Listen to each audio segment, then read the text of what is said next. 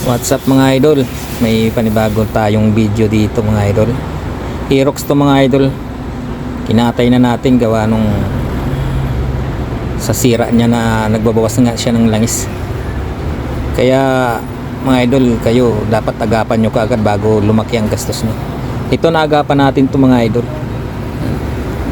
Bali naka-video tayo dahil nag-aantay tayo ng black gawa nung yung cylinder head natin na sa may exhaust.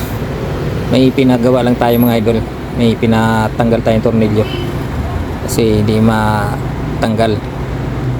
Antay pa natin.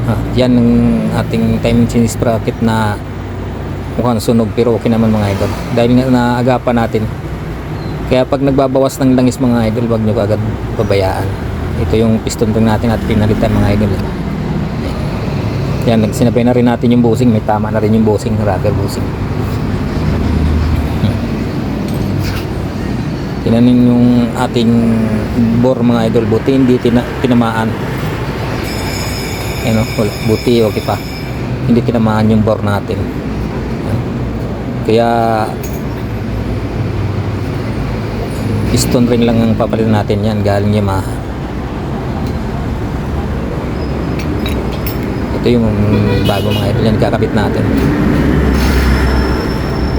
Kaya kung ako sa inyo mga idol, habang maaga alagaan nyo kagad yung may nagbabawas ng langis kasi mahirap ng yan yung piston natin okay pa, yan nalinisan na yun. Pag hindi na nyo naagapan mga idol, kakayurin nyo yung bore, mas malaking gastos o may madamay pong iba. Yan, pag nagbabawas ng langis to mga idol, pag halimbawa sunog na yung langis nyo, malamang dito na yan kasi maraming cost kasi ng pagbawas ng langis mga idol. Pwedeng galing sa oil seal, breather, yun yung mga nagbabawas ng langis. Pero pag dito ito kasi mga idol, wala sa pag binirit mong tambutso niya, parang wala gaanong makita talaga na usok. Kaya hindi mo malatang maggulat ka na lang kasi nagbabawas ng langis. Kasi kung di ka marunong mag-check ng langis mga idol, may tendency na kumatok ang makina mo. Kasi ang bilis niya talagang magbawas mga idol. Habang tumatagal, nagpabilis ng bawas ng nyo.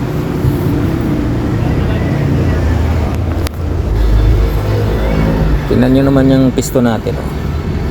Diba? Oh. Kulay sunog. Ganyan mga idol yung langis nyo pag pag hindi nyo nagapan. Hanggat sa kakayurin nyo na yung bore. Kaya mas maaga agapan nyo na kagad mga idol. Gawin nyo kagad para hindi mas malaki ang ating gagastusin.